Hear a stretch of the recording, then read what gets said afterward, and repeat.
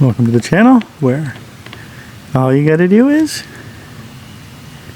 well, fix that. So wifey and I were planning on going on a little trip, see my parents, and so the car was parked similar to that, a little bit farther forward. And I came out this morning and this is what I saw, which is antifreeze. So the front of the car was like right here-ish. That's a lot of water overnight. So we're gonna take this junk pile. So that's charging right now. You can see by the little green bitty whoops. I don't know if you can see that on the camera, but anyway, it's charging. So this thing's obviously got some sort of a leak in the front now. We fixed the back leak with the coolant delete manifold. So I kind of tore this apart. You don't need much, it's kind of a snap together car. This is the frunk and this is the extra frunk for the, since it's not a dual motor, you got this extra little cubby hole here. Some trimming stuff. So anyway, I think the first thing I gotta do is get all these tree droppings out of here. I have 50 pounds of junk. But it's it's pretty wet down there.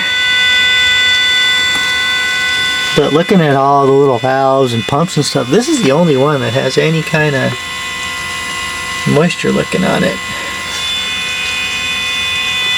And I think it's inconclusive. But all of this looks pretty dry up in here. And there is a little bit of water right there. And these are like valves, so it might be in a, like when the valve goes into a certain position it leaks and then it doesn't. But yeah, that looks a little bit suspect there. And this valve looks a little bit suspect there. So I'm not sure what the failure, normal failure for these guys is. But I'm gonna have to figure it out. Okay, so it's a few days later. I got all this junk out of here and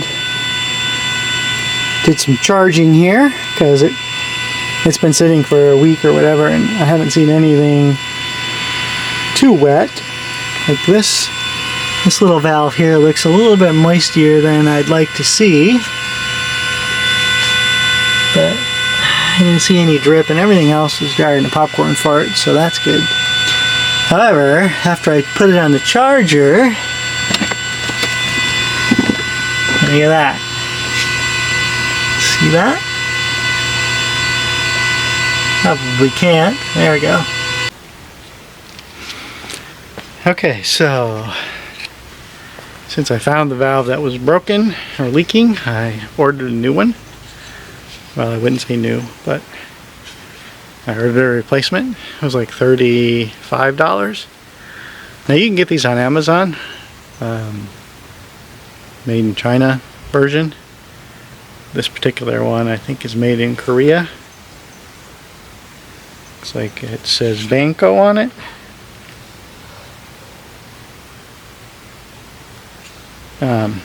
So I think this is OEM. It just came off a used car. So it's just a matter of getting the hoses off, plugging this one in, and rebolting it down to the same, came with the same brackets and stuff. So it should be a relatively simple procedure. It's not too hard to get to. It's kind of right there. So we'll start wrestling.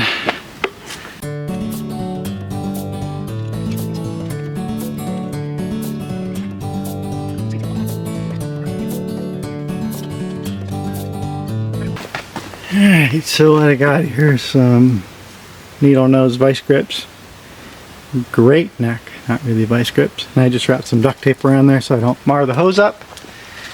So I'm just gonna clamp this hose.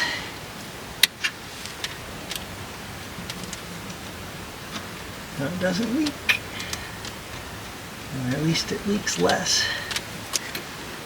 Oh, crappity crap. This is a 4-way valve. I got the wrong valve.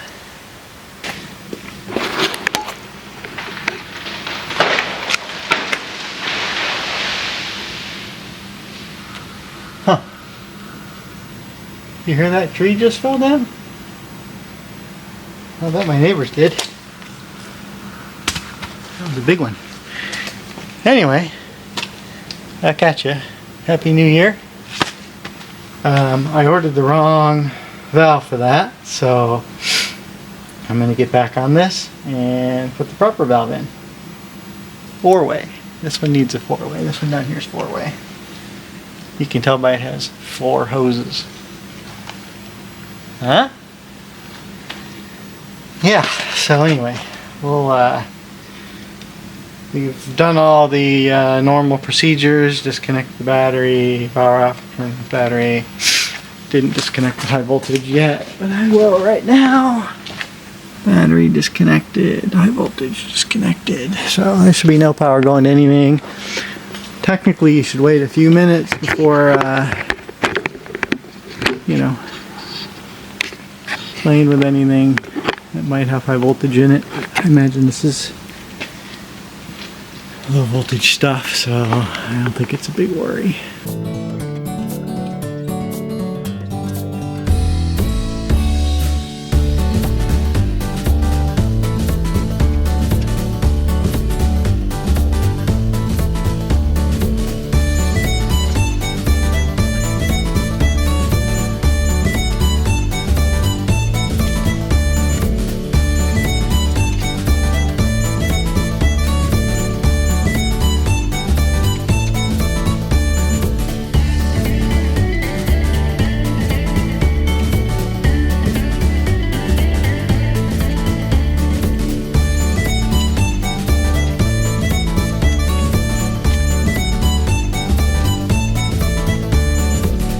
These are the bolts that held this valve on here.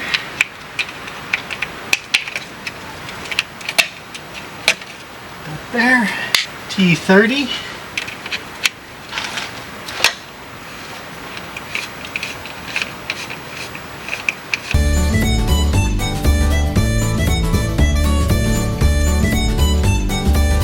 So now, I should probably make sure it works. And hose all that antifreeze off of there.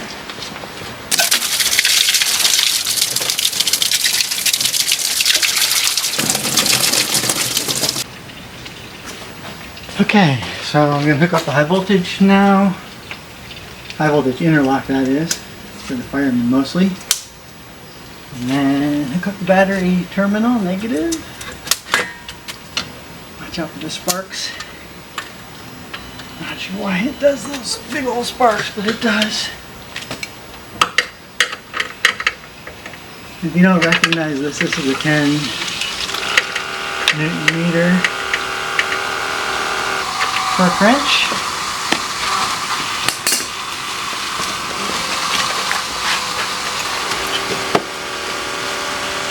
And I did lose a little bit of antifreeze, so.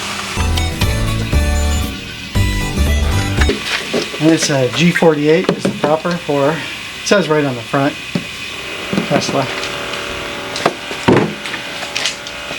Alright, so I hear some clicking and clanking going on.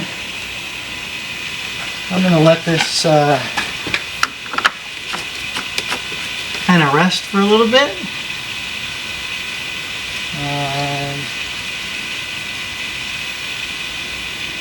Kind of look for any visual leaks, and then we'll get all the carpet and covers and HEPA filters and all this stuff back put in right after lunch.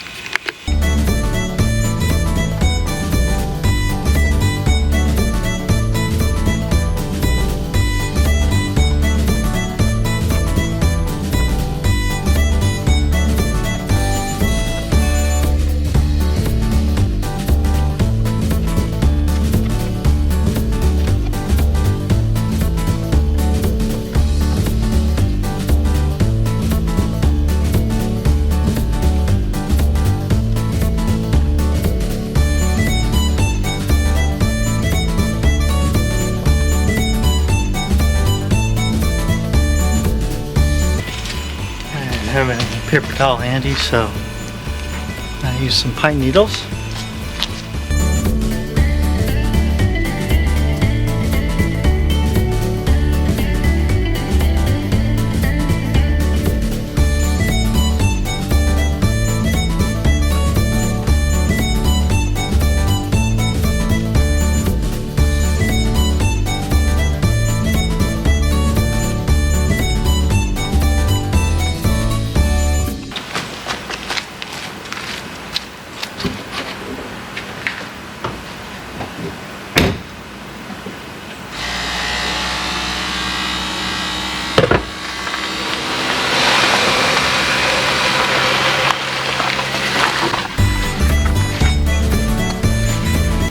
And that's a wrap. So, few things I did kind of stupid on that. Probably shouldn't make the same mistake I did. Don't order the wrong valve, 4-way instead of 3-way. I should have pinched it off, which I did the first time. Pinched it off with some pair of vice grips. Maybe put a drain pan underneath the bottom of it, maybe.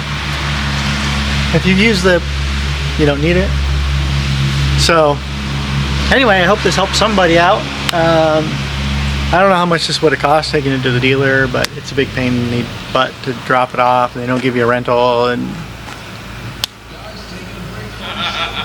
What's going on? Toys for me? What? You got toys for me? All the mudslides and trees falling down okay at your house? Yeah. There's a guy put in a retaining wall off of Coleman a couple years ago. How'd that work busted. out? And he put can't a even, new... Can't even see this guy. He's too damn tall. I'm too damn tall. Yeah, I'm too damn tall. Hey, if you have a Vanagon, put a 5 in the comments for him so he can let you know that there's people that drive Vanagons. Only 6. What? Actually, a buddy of mine. 6? There's 5 in my neighborhood. A buddy of mine bought a Vanagon Synchro thingy. Dude, Synchros are sick. Yeah. Yeah. And I towed it up in that trailer there. Nice. Because it was in Boulder Creek, and so Yeah. it wasn't drivable, but Nice. half shafts are ready to fall off and stuff. Synchros they're worth money, man. Yeah, he paid like $5,000 for it. It wasn't in that great condition. Why is there a tarp over your engine? Oh, that's the car cover. It normally goes in here, but then you can't get anything out of there. So it's actually got a pretty good trunk. Does yours have the Toyota motor? Yeah, it's easy. But it's not supercharged, is it? Okay. So that's the same motor that's in the Corolla RS. No, it's the same one that's in the Matrix, Toyota Matrix, and Pontiac Vibe. GT. Vibe GT. Yeah. It's the only one with the 6-speed. Yeah, that one. But this is 12-volt compression, so it's pretty stupid to put a supercharger on it without an intercooler, or even put a supercharger on it, because you get diminishing returns. Yeah. It's like the Mustang that we put superchargers on. We gain 50% power. Yeah. And these go from 190 to 240. That's not 50%. That's significantly less than that. They're so really cool there. I like that body style a lot. Too bad you can't drive it. Why? You're too big. No, I'm not. There's ways to make it. There's a guy with the roof off. It's fine. There's 2 guys on Everyday Driver, and he has a yellow one, and he's like same size as me. Nobody's the same size as you. Well, same height, same height. But he modified it so you can drive it. It's actually, once you're in, there's plenty of room. Yeah. It's just getting in. But if the roof's not on, it's easy. You just stand in there and yeah. It's kind of like the Vanagon. Like I have to squeeze my legs under the steering wheel. Yeah, but once you're in. Once I'm in, great. So. The problem with these is people do that, and then they use this. They use the A-pillar as a getting out device. And you can't do that. Yeah, it cracks into it. And then you have a salvage tile. I mean, it's just a windshield, but yeah, probably. Yeah, or cracking the clamshell. Yeah. Yeah. Well, there's metal inside there, but it still flexes. Yeah. Because it's British. It has to. Everything's flexes. Everything's a spring, man. Didn't you go to engineering school? No, I went to design school. Oh, yeah? BFA, industrial design. Really? College for Creative I Studies. hate those people. Yeah. They always try to make stuff. So we make stuff pretty. When I had my engineering company, Allen Engine Development, there was a company that rented. We had like 6 dyno cells, and there was a company that rented 2 of the dyno cells from us, called Digilog. They made dyno controllers and stuff like that. And they had this fucking industrial design guy that put all these covers on. They look all pretty. Yeah, the first thing you do in the dyno cell is take those fucking things off, lean them on the wall in the corner, and they never go back on. That's why most car designs look great, and then the engineers get a hold of it and they make it look ugly. Yeah. Case in point, Mark 6 Supra.